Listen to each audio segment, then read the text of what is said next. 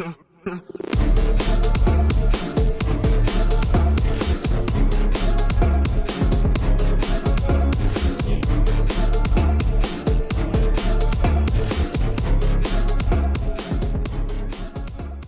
everybody, and welcome back to another episode of the Guard Tower.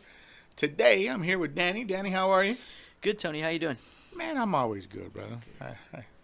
I'm afraid for when I'm going to have a bad day. So, hey, we're going to talk about Arizona House Bill 2022. If you don't know what this is, I'll give you a quick brief on what it is. It is a bill that is being reintroduced, and I think it's somewhere in the House of Arizona. This has to do with Arizona, where it will give the opportunity for teachers and or school staff to receive 40 hours of training, and they will be eligible to carry a weapon on campus. But that's just in a nutshell, and that's from my understanding of it. From my understanding of it, too, it's that a teacher can take it, and they will be reimbursed by their school district as well. So, Danny, what do you think? Yeah, so it's I think it's a concept that's come up a lot in our conversations in the past, and the thing that caught my attention, at least in the AZ Central article that I was reading, is that it's 40 hours, including 8 hours of live scenario training. Which I'm assuming would be something maybe like a Milo or... That's what I'm thinking. Yeah. Which is what we used at my prior security job as well. And I know some of the PDs use it as well. So 40 hours that's a good chunk of time for one. And 8 hours, it says minimum 8 hours of simulator scenario training. That's a long time to be doing scenarios. Now, does that mean that person's logging 8 personal hours of time? Or does that mean they're in a group of 30 people and each one does a 20-minute scenario and it takes a few hours to get through everybody, and they count that as 8 hours of scenario time? Because it could be either one. Now, one person getting 8 logged personal hours of... That's a long time. That's a long time. That's a lot of scenarios, yeah. Yeah, because each scenario is going to last anywhere between 2 and 3 minutes. Yeah. At tops. It's very short, yeah. Well, first off, I have to say this. I have to do a company plug. If for any school districts out there listening, we've already developed this curriculum. This is nothing new for us. I am a former teacher. I taught at a local school. I'm also a volunteer with the Sheriff's Office for over 15 years, so I understand what the law enforcement reaction is going to be.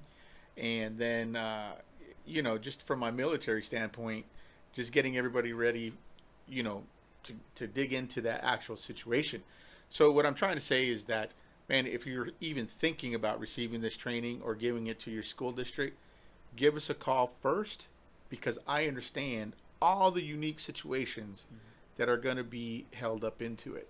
Because, and I'm with you, I think 40 hours of training is good. It also depends on what those topics are going to be. Yeah. I don't think that necessarily. I think it like this. We should be looking at this training as a complete package. So now we have a teacher who's been trained and armed. School districts also need to turn around and teach their teachers subjects like stop the bleed. I get it that people are going to say, well, they're not going to help after the initial situation has been taken care of. Let me tell you what, anybody that has training and that can assist during that type of situation when it's been cleared, jump in and assist, because there's not going to be enough first responders to go around. So it's got to be a complete package. It's something that school districts should look at. But as a teacher, I have mixed feelings with it, because I also goes like this, and I think I've said this before. Man, you're asking that teacher to a huge responsibility. I was watching another video clip today where one of the state representatives were saying that they weren't expecting the teachers to go out and find the shooter. They were just expecting that teacher to be locked away with their classroom, holding their guns. Great. That means that teacher's defensive, and then that's what we're going to teach too. Yeah. right? Because that's going to be something that we need to address in this training. Like I said, we have the curriculum, but before you go, and this is advice for any school district, to whoever they go to, you have to have a customized plan. Meaning, one of my questions would be, look, what are you expecting from this teacher? Do you want them to become offensive? Do you want them to become defensive? But the state legislator said she was expecting them to be defensive. That's great. Yeah. Awesome. We have an answer. But meanwhile, while we have 3 armed teachers on campus locked away in their classrooms, as well they should be, that shooter still has the ability to go around and take people out. Now, I'm also a parent. So if I'm a parent and I find out that the school had armed teachers, my first question would be like, where were they? What were they doing? What? They were hiding. Then what is the purpose of that? Like, what did you accomplish? Like, because the emotional side of that is, why didn't you save my child? Of course. I mean, that's you know what I mean? Then, next to that, oh my gosh, think about this though. I like to consider myself a semi-decent shot.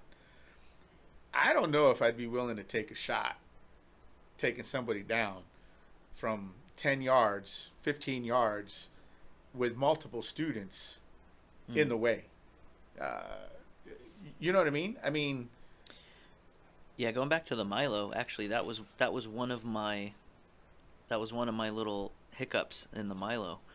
Was otherwise I did pretty well on the scenarios, but we had a school scenario on the Milo, and there were 2 active shooters. They were basically all in the simulator. They were dressed up like, domestic terrorists basically, and so what's a domestic terrorist? This ski mask. Oh, okay. Plate carrier. Okay. Yeah, just okay. terrorist. Okay. That makes a little bit more sense. Yeah. So I shouldn't carry my ski mask.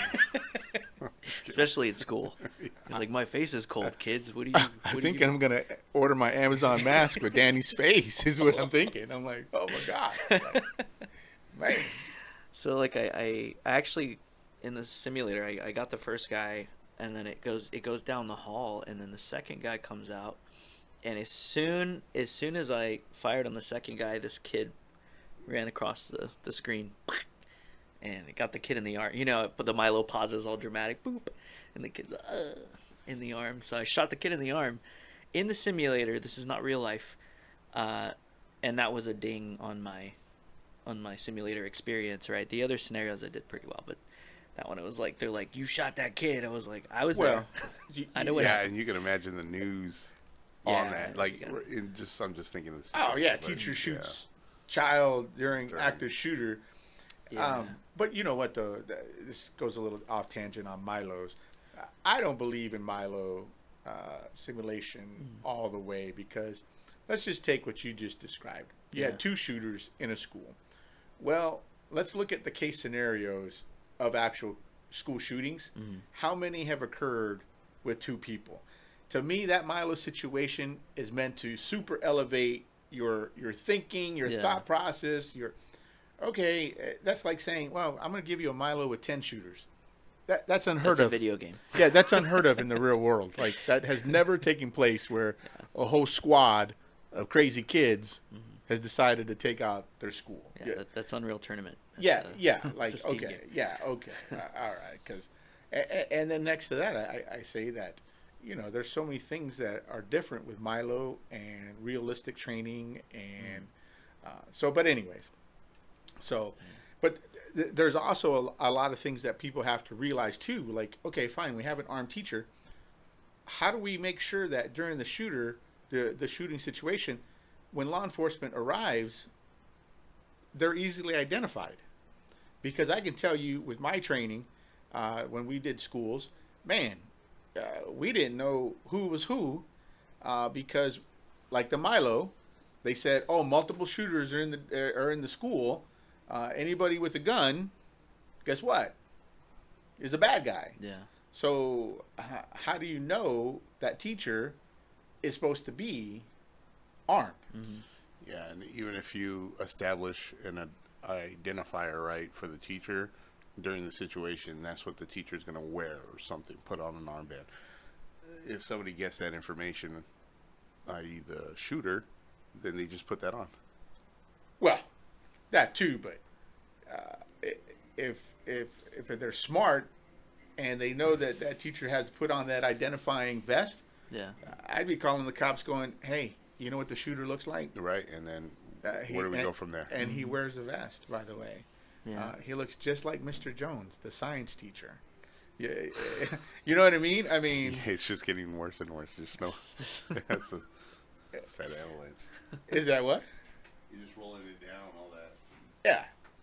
So All the bad stuff that could happen right now if the shooter was smart, right? All the things Yeah. he could avoid The- if he knows the plan. the problem is they're getting smarter. I mean, they're planning this out now. That's the problem. So the problem is how do you beat that person to a smartness? Now, somebody asked me about signs at a campus, right? Saying that, oh, we have armed teachers, and there's really none, right? I actually think that's a good deterrent. It's like saying I have an alarm system on my house, and the burglars are going to go where? To the next house that possibly doesn't have that verbiage. Yeah, I agree with that one. That's why I think it's all defensive. It's the deterrent, right? Yeah, whole it's the thing deterrent. is a deterrent. Yeah. It's the deterrent to say we have. Same thing with surveillance cameras. The school's got to tell people, no, hey, you come on this campus, you're being surveilled. Like the minute you get out of your car, because if I'm a bad guy and I know that there's video camera footage everywhere, Yeah. guess what I'm doing? I'm pulling my fake mask with Danny's face. Pulling the Tom Cruise. and I'm walking around. But so it's just weird that we would want our staff and teachers to be armed for 40 hours of training, and then if I'm going to go consult with the school district, my question back to them is, do you have a security guard on campus? And if they say yes, well then guess who should be getting the training? Yeah, it should be along with, I'd say at the very least it should be in parallel to, they should both be getting it, if that's going to be Well, no, process. it's so weird because it also goes like this. When people don't understand about lockdowns, is that primarily right now, security officers are taught to go hide and lock down Yeah, they are. with Yeah. with the teachers as well. What a wasted position, because hey, So nothing is offensive. It's all defensive. it's all defensive. So hey, school districts, I'm giving you some free training advice right now.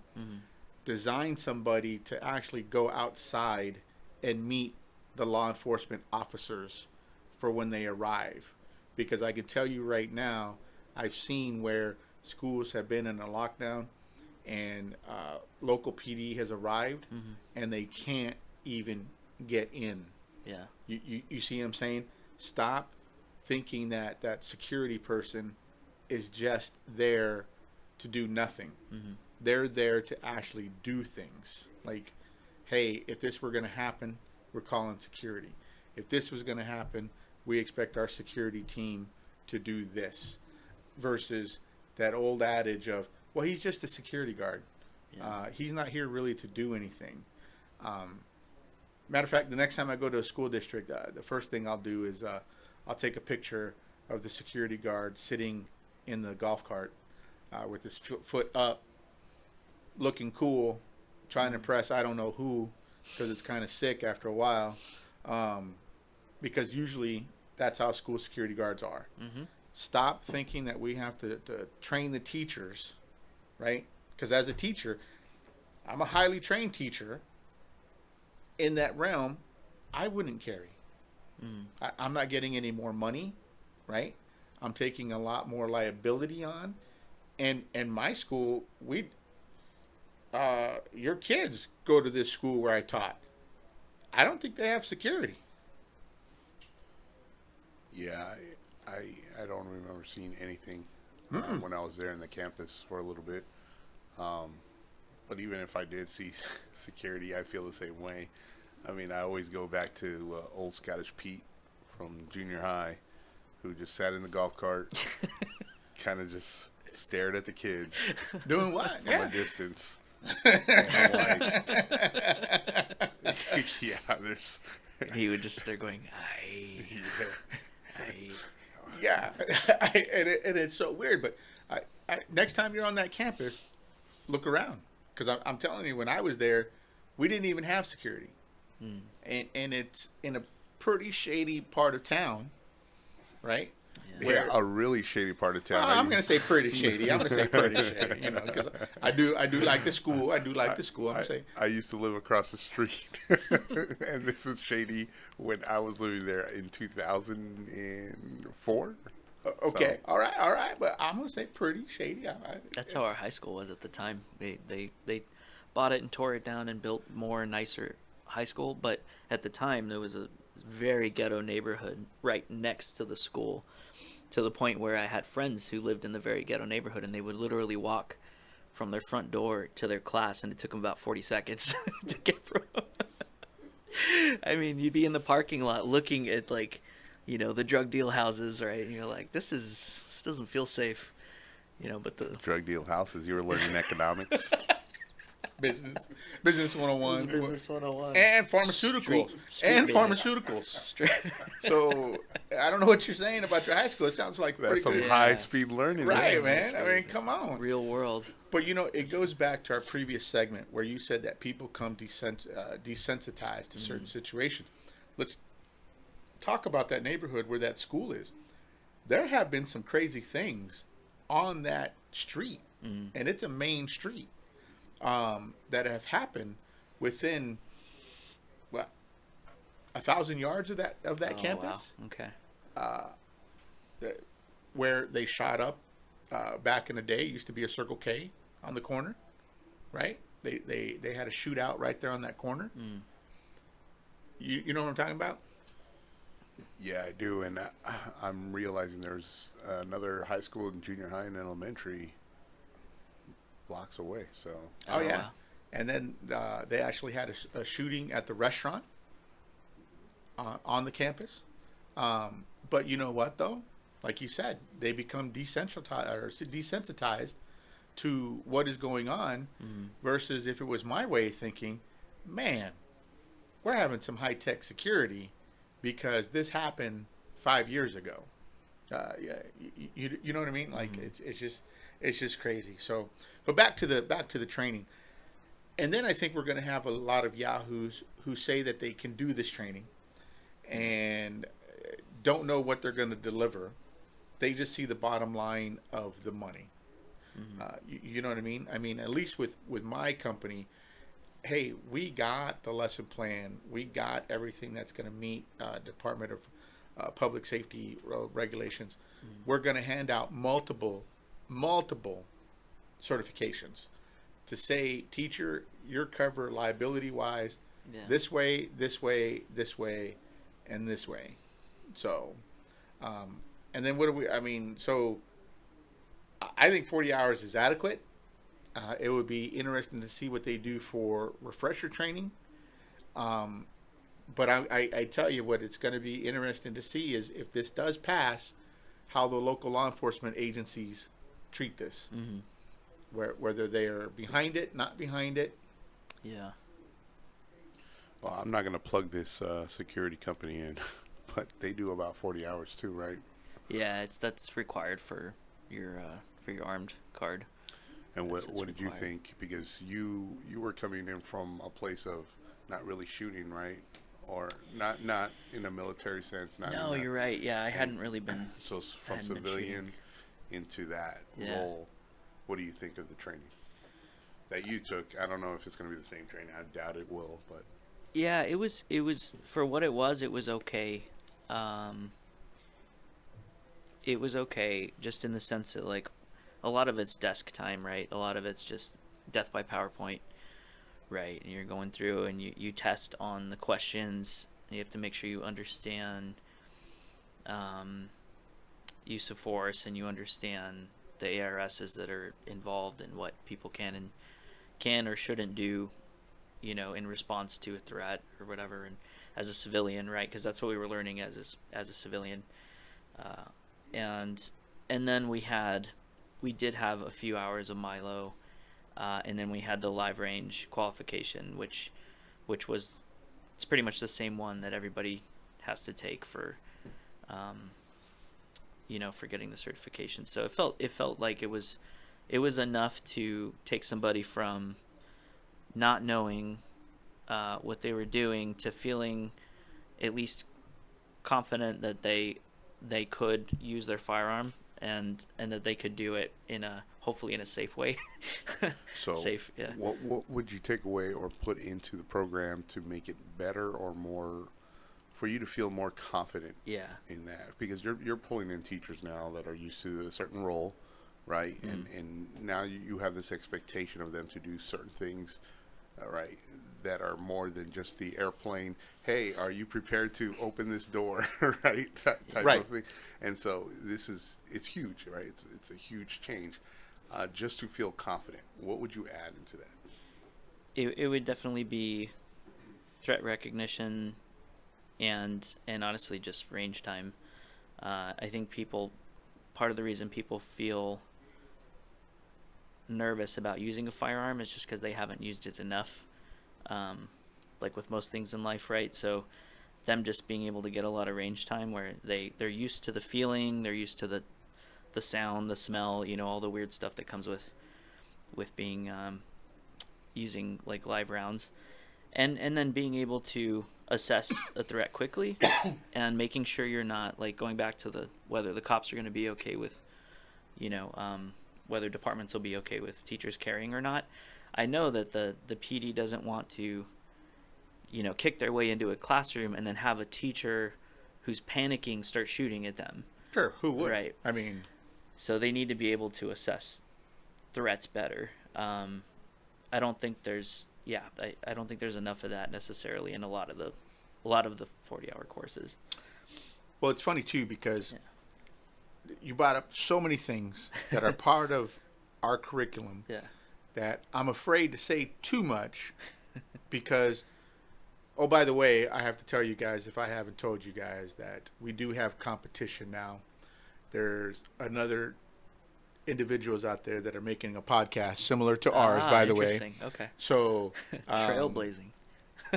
Don't you think? Yeah. I mean, so people are listening to us. My biggest fear is that once we start covering this, and I'm going to do it anyways because I'm so confident in me and my company, that they're going to take these ideas and run with it. And you know who you are because I saw you at that meeting and you just messaged me not too long ago. You know who you are. Just stop. Just stop. But what people don't realize is when they deliver this training, you brought up use of force, right? It's part of our curriculum. We have to ask the school district, where's your use of force policy? Oh, interesting. Because we have to train that teacher to that policy. So once again, it's one of these things like, wow, this sounds good on paper, but we need to do this, right? Then you say shooting, right? Well, the way we teach our 16-hour course is that we have you do different types of shooting if I think you're going to qualify, meaning the basic qualification is pretty easy. It's pretty easy. Yeah. It's pretty easy. But have you shot left-handed? Have you shot one-handed? Have you shot one-handed acting like you're going to hold a person behind you? Have you shot from your back? Have you shot from your side?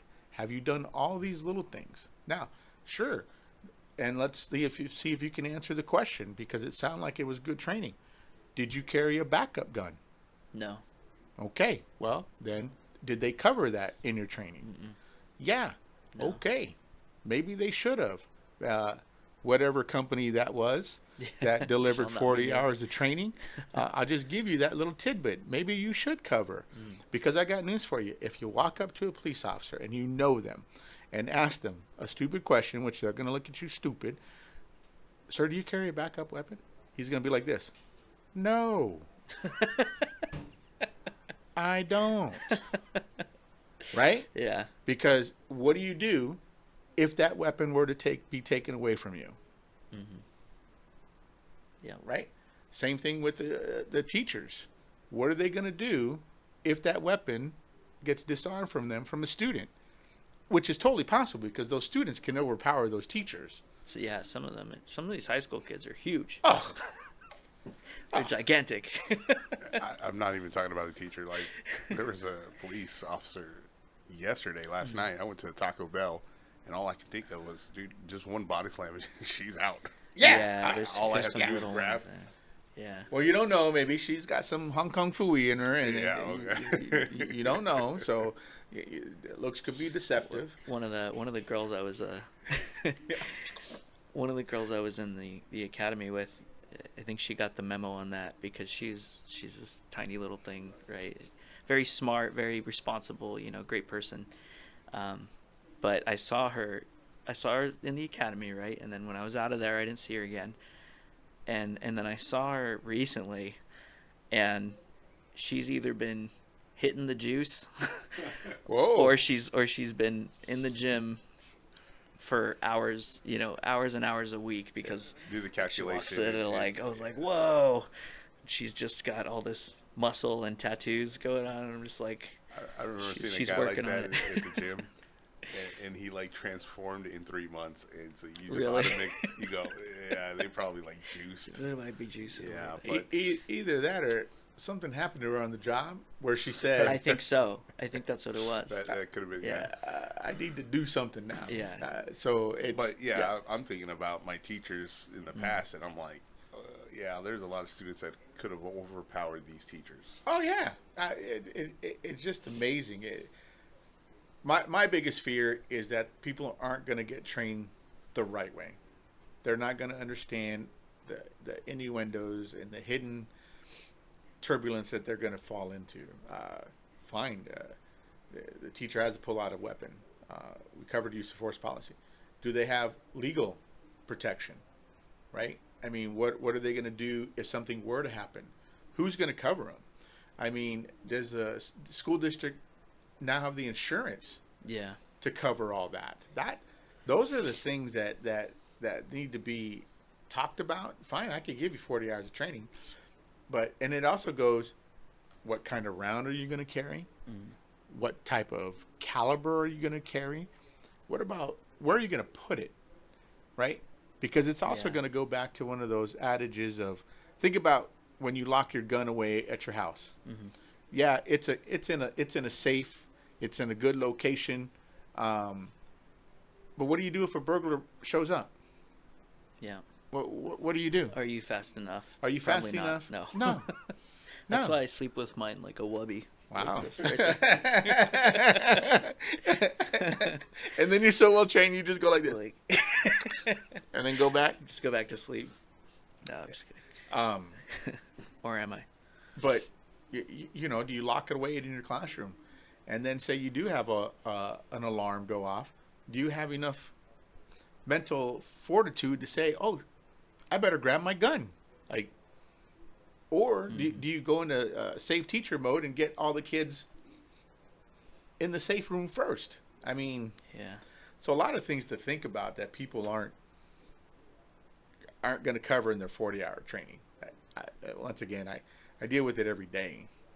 Yahoos who try to say they train, but they've never really been in that situation. I know what it's like to be in a lockdown. Mm-hmm. I've seen lockdowns. I've trained lockdowns. I was involved in lockdowns. I can tell you one lockdown, I didn't even do anything I was supposed to do.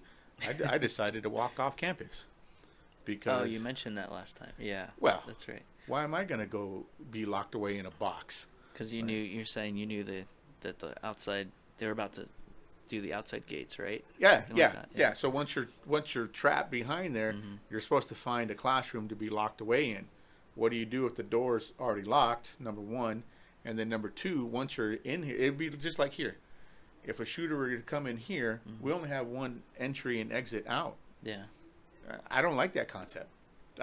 I want multiple exits to run away. So I decided I better just go to the Circle K on the corner. There used to be a Circle K on that corner. So I'll head over there, and just watch the watch the show.